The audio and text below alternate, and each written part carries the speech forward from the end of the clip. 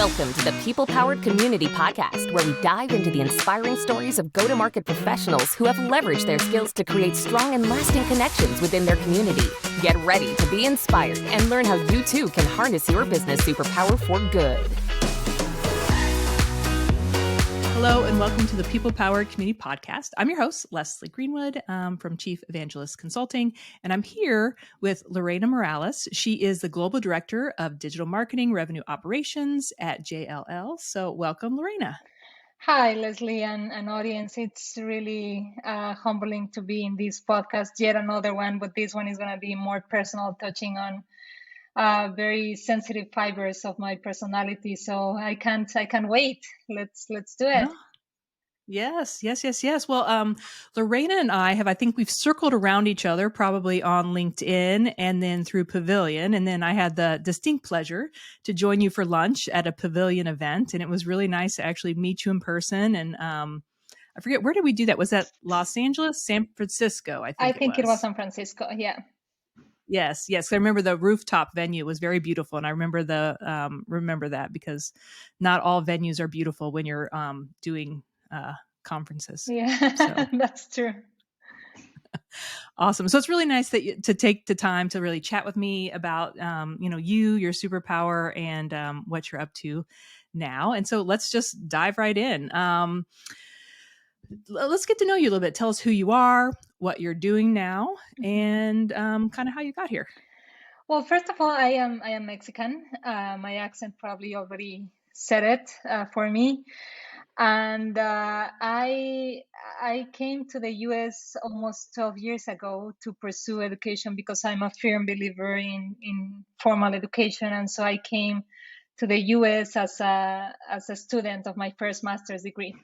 And so that took me to work almost exclusively for startups for a number of years, growing them from $0 to $16 million in revenue, and managing managers and managing teams. And it felt like my positions almost got me there without me wanting to.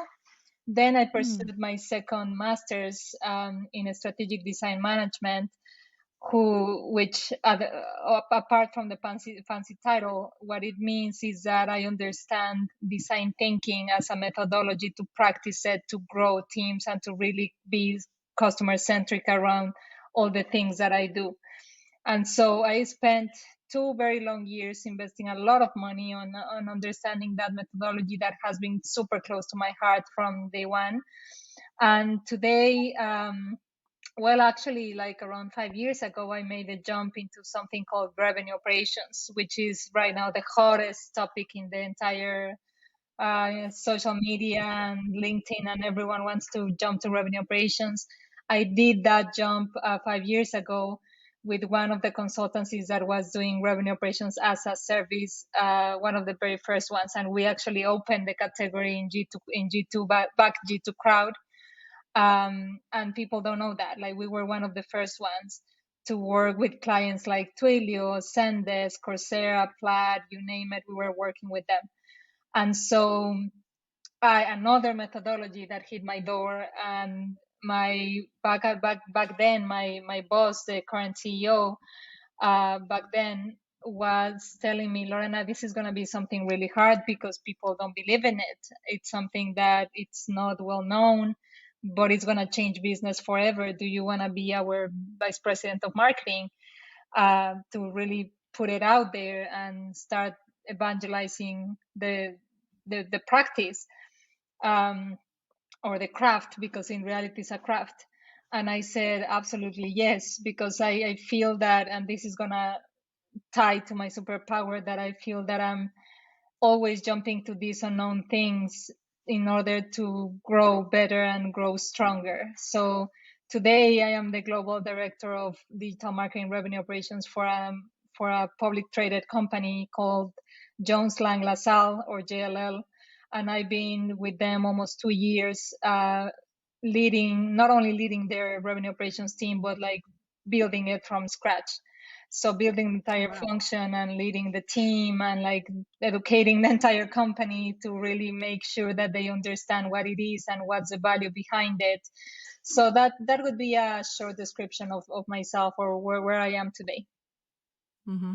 What, when you went out on G2 Crowd and kind of started building the category of revenue operations, what was it called? Like, how did they describe it back then? Was it still revenue operations or was it something else? No, it didn't exist. It didn't exist at all. We were in the category of Salesforce consultants, which for us was like, wait a minute, we do Salesforce and we do the tool and we're really good at it and we have champions in the architects of Salesforce and admins and this and that.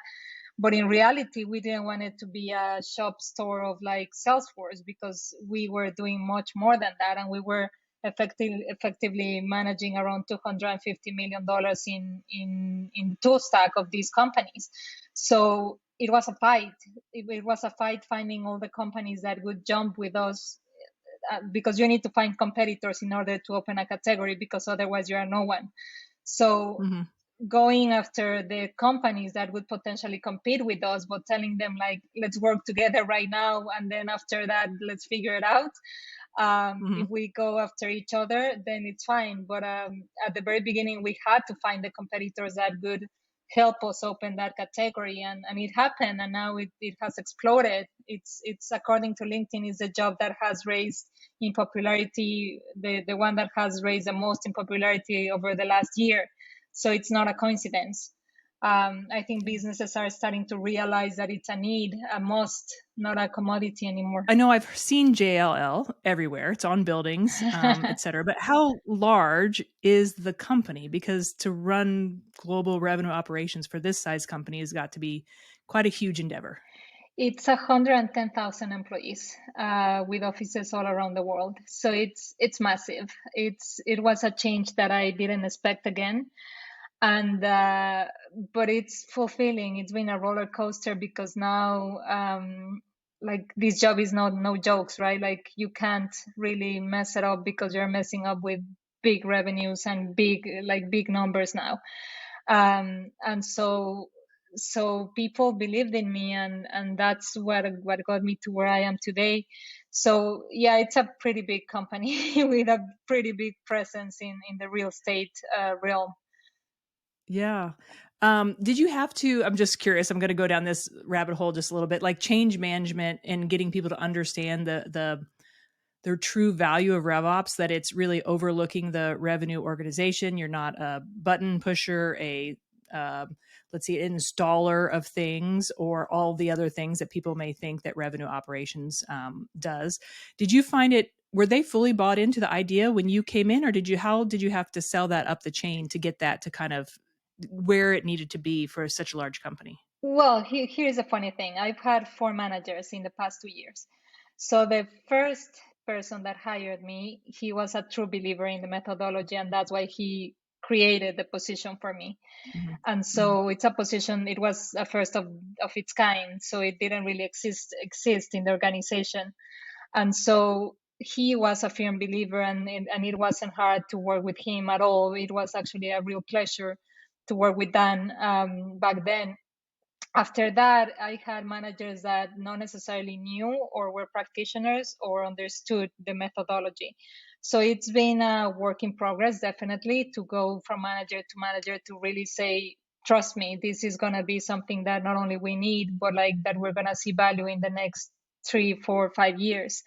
If we do it right, and if we start building the relationship with sales, and if we start building the relationships with customer success, if we start consolidating the tool stack, if we start putting processes in together. So what I tell everyone, because they keep telling me like, how do you do now revenue operations on a global team? Because I'm in charge of the 8 regions that are more profitable for the company. And the answer is, each company has its own revenue operations flavor, and there's no, or at least I don't believe there are such thing as best practices, because what I learned back in my consultancy days, not everything applies to what I am doing right now.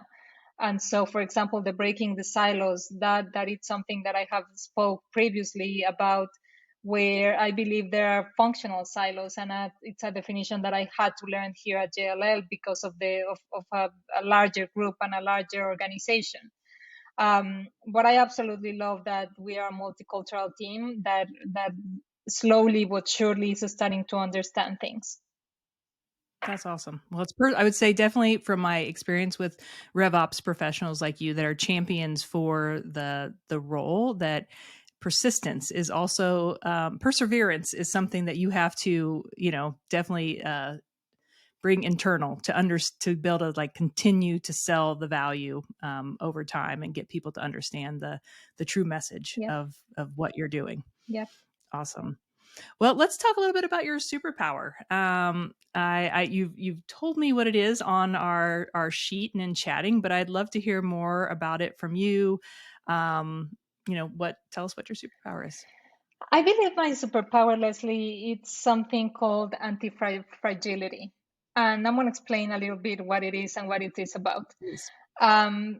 People, given the fact that I am an immigrant and I am a woman in leadership positions and part of the LGBT community and autistic and like all these things, make me a very diverse human. And so people started to tell me, you're very resilient and things have happened to you that shouldn't happen to any human being. And when I heard that word, it kind of was itchy. It didn't really feel quite well inside of me, because I was of the thinking, and I've always been of the thinking, that the problem with the word resilience is that people think that you need to go back to the version that you were before, so that you have to bounce back. And for me, the human being is hopefully it's an evolutive creature where we are in constant change. I'm not the person that I was a month ago, for God's sake, a week ago. And so when I read a book by Nassim Taleb, a very complex author that it's also known by his book Black Swan, I started to read about anti-fragility and how he describes it. And he describes anti-fragile, a system that is anti-fragile. It's formed by several different pieces and small pieces that in order to become a stronger system and a better system needs to be broken. And so I loved that concept of like, it's almost like telling to life, hit me because I need to be broken, because I'm gonna get stronger, and that is the entire purpose. And so that idea of having to break some little pieces, not all of the system, of course, because otherwise you can't recover, but Right. those small pieces that need to be broken is exactly what happened to me over these past 12 years. And it's exactly why I wrote a book about it, because I believe that there were pieces that broke inside of me that never really came back together. And but today I am stronger than ever, and I am in a better position than I've ever could have been in Mexico City, where I am originally from. So I think that's my superpower. I'm going to need to spend some time on that. Like, I want to like dive into that. I could say that's awesome, but I'm like, I need to really think about that a little bit. I mean, how did you come to the mindset or come to that place in your mind that you said, this is meant to be? Like, it's okay that I've been broken, or that these pieces have been broken off of me. I mean, I imagine that has to be it's not something you just say, oh, one day you're like, great, this is such a benefit. Like, did that take some time for you to kind of internalize? Definitely. And I think it happened precisely when I wrote the book, because the body is so smart that when something bad happens to you, or something that is not very pleasant happens to you, we block pain, especially women, and we tend to block things. And so that's why you go back to the road, and you are getting hit again and again and again and again, because we forget. But when I was writing the book and I was kind of compiling the information for the chapters and going back to my emails and going back to the things that I went through, it was super hard. And back then I told my partner, like, I didn't have the need to go through all of this, but I'm grateful. However, if someone would tell me, would you do it all over again? Probably the answer would be no. No, I wouldn't, because I don't think there are pieces there in the book that I describe that are very painful, and that I don't think any human being should go through that, because it was soul breaking and something inside of me never recovered. And so it's people harming other people, because the reality here in the US, and as hard as it may sound, probably others have had better luck, but in the US, they do not like Mexicans. They think that we came to steal something on enchanted territory. And so that reality that I decided to call home, precisely the place where we are rejected, it's been a battle. It's been a true battle, and I only got my green card after 11 years. And so I could have chosen every other place in the world, but I wanted to live in San Francisco because I fell in love with it. So to your question, it never really hit me until I wrote the book. Like you keep going, like you keep going until you don't feel your legs, and it's like running a marathon, which I've done before, by the way, as well. And there's a point where I was telling my partner as well, like, you don't run with your legs anymore, you run with your mind, because you don't feel them. And so that's what happened to me over these past 11 years. There was a point where I was not running with my legs anymore because they were broken. I was running with my mind, and my mind is what kept me afloat and what kept me thinking that there was a better life for me after the rainbow. And so here I am. Awesome. Tell us about what's the name of your book? It's called The Left Hand of Silicon Valley, or Silicon Valley's Left Hand. Okay. Awesome. I'm going to definitely look that up after we wrap. And if you're open to it, we'll definitely add the link in the show notes so that other people could take a look as well. The Spanish version is done and it's on Amazon. The English version is still in editing stages, but it's going to be out very, very soon. So yeah, I'm more than happy to talk about it more in next episode or something. Yes, let's do that. Well, I think you've alluded to this, and we can go as, deep or as shallow as you'd like on that. But like, when did you decide that this was your superpower? And now that you've decided that this particular strength is a superpower, what do you do to kind of keep it nurtured going forward? By being uncomfortable. Like, number one, I feel that on purpose, because we could all see my life as a victim. I could easily do that and then go through life being the victim. But I don't think that's a smart way to do things. And so I prefer to see things the way, like, I have made the decisions that I've made through my life, having other options. I come from opportunity. I've always had options. I just happen to choose the longer road every single time. But I put myself in a lot of uncomfortable positions, and that's how I keep nurturing the anti-fragility that I'm talking about. Because the more uncomfortable that you get, the more situations you're going to encounter, and the more you're going to evolve, and the more that you're going to be building skills to kind of go through that. And the moment that I realized that this was a superpower was probably when I first managed my first manager, because I've always managed people one way or another, but managing managers, it's another entire beast. And when that person told me that I changed his life, that was pretty fulfilling. I think that moment, and also I was a teacher for a quick hot second. And my students, when they wrote the reviews at the end of the course, they told me, Lorena, I've never been so inspired by a teacher like you in the pandemic. Because in the pandemic, it's hard to keep people engaged through a camera.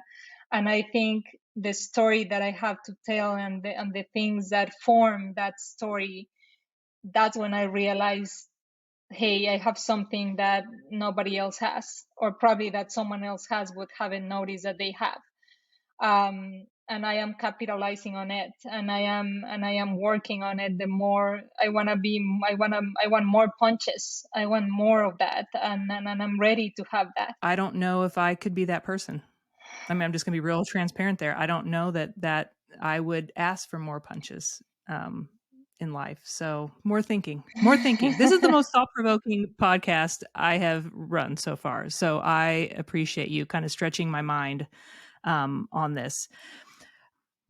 How, as you think about, so obviously it's the People Power Community podcast, and I met you through a community. So if you think about how you kind of integrate your superpower and how you participate in communities, and I'm sure you participate in more than just one, the community I know you through. So how do you think about that as you, kind of dive into community? Because somehow being anti-fragile made me more empathetic towards people, because since I didn't want others to go through what I was going through, I became a little more sensitive, a lot more sensitive, and a lot more patient towards people, because patience is something that I had to struggle with all my life. I was never patient, never. Since I was a kid, my mother tells these stories that I needed things my own way in my own time, and my partner says the same right now. But patience is something that I really got to learn and to apply in all these communities, because, for example, all the noise that happens in Slack, people are always asking something from you. There's always the messages on LinkedIn asking for a recommendation, for a sale, for a something. And Podcast guest spot. of course I say yes. But that's how I apply it to community, to really put myself out there and be able to give a helping hand to whoever needs it, to whoever asks for it, because I think there's bravery behind someone asking for help. Sometimes we don't realize that we need a pushing hand on our back until we are breaking, and I think that if I could be that hand that lives over people, that's legacy, right? Like, that's legacy in this life, and that's what I want to do. So I'm a sucker for communities, all types of communities, every time, all day, every day. And I think the one that you and I met in has been proven to be super effective, not only for the founder, but also for the members of the community. Every single person that I talk to about it, they are like, yeah, I've met amazing people, and I've met amazing content, and I have learned and grown from being part of this community. So I think that's how I approach it. Since I grew more empathy, now I'm able to be more around people, because, as also, by the way, I'm an introvert, a really hardcore Same. introvert. Me too. And there you go. So you know how hard it is to be around people. But somehow I find the way to nurture that and to leverage that as a as a as a thing that accelerates other things, as a catalyzer. That's the or a catalyst. I don't know. Let's say it that Catalyst. Yeah, catalyst. Yeah. As a catalyst, and that's how I use it. And I'll just kind of go back to the one thing you said about sometimes people need like the push, the pushing hand to have them, open up or ask for help, et cetera. And I think, I think being vulnerable, and then also like sharing your story like this, people, they may look and say, oh, Lorena has this amazing job at this huge global corporation. But like saying that, you've needed a helping hand. I've needed a helping hand many times. And, being open about that will let that next person that's coming behind you that doesn't have maybe the bravery or the mental strength to come forward and say, I need help with something. It just like kind of opens that door. So it's nice that it was me a long time ago. I had a hard time asking for help, because I also have the personality, and I was taught it's a very Mexican thing, where they teach you to go on your own and to deal with your own feelings, and don't look for therapy, and don't look for all these things that have like a stigma on them, or like a scarlet letter on them in the Latin American culture. And so coming to the US, for me, it was super hard when I was struggling. I came without knowing anyone or anything about the country. So I had to change everything that I knew, from the way I ate, to the way I understood humor, to the way I understood businesses, to the way I understood people. And so it was a really, really striking moment when I was like, and I chose this. So looking for help was one of those things that it was super hard at the very beginning. And today I'm super cynical about it, and I'm just like, hey, you know what, I need this, can you please help me, or you don't? And if they say no, I'll find another person that will help me. So yeah, it's a muscle like everything else in life. And it's amazing when you do. I mean, I'm thinking just from a business perspective, when you go and ask for help. I mean, now I'm like, oh, I'm thinking about my repackaging. I'm thinking about something, or I'm having a challenging day. Like, I just go ask. And it's amazing how many people will raise their hand and offer to help. Yeah. And like you said, if the first person isn't available, I just go the next, and then the next, and then we finally find the answers. So let's talk about the last thing. Let's leave the listeners with something here. So if, say, someone resonated with your story and they said, yes, okay, maybe if they didn't have the words for it, this anti-fragility, or if they did have the words for it, what would you tell them on ways that they can, continue to nurture that superpower to be a benefit to them, as they go through their life? First of all, self-introspection, because I think we don't spend enough time knowing about ourselves. And that could be everything from spend 30 minutes listening to your favorite podcast, spend 30 minutes listening to music, spend 30 minutes reading, spend time with yourself doing the things that you like. And what I also like to tell people is like, allow yourself to be bored, because that's when creativity actually happens, when you have nothing to do in this life but to be bored. And so those two things, I think, are the best things that you can improve in order to be more willing, because the key word here is to be willing, as you said, like to be hit again and again and again. Some people, as you said yourself, like don't want that, and it's totally okay. But if you find yourself that life has beaten you over and over again, and you keep putting yourself in those situations, you might be an anti-fragile person, and by choice.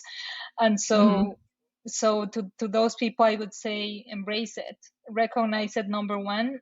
Number two, embrace it, because it's a good thing in life. And though that would be my advice to those people. And name it if they've not named it before. Exactly. Like it may have been named something else, like something else that maybe that didn't have the positive connotation of anti-fragility, and name it or rename it in a way that makes sense for them. So well, that's awesome. I really appreciate you sharing your story with us today.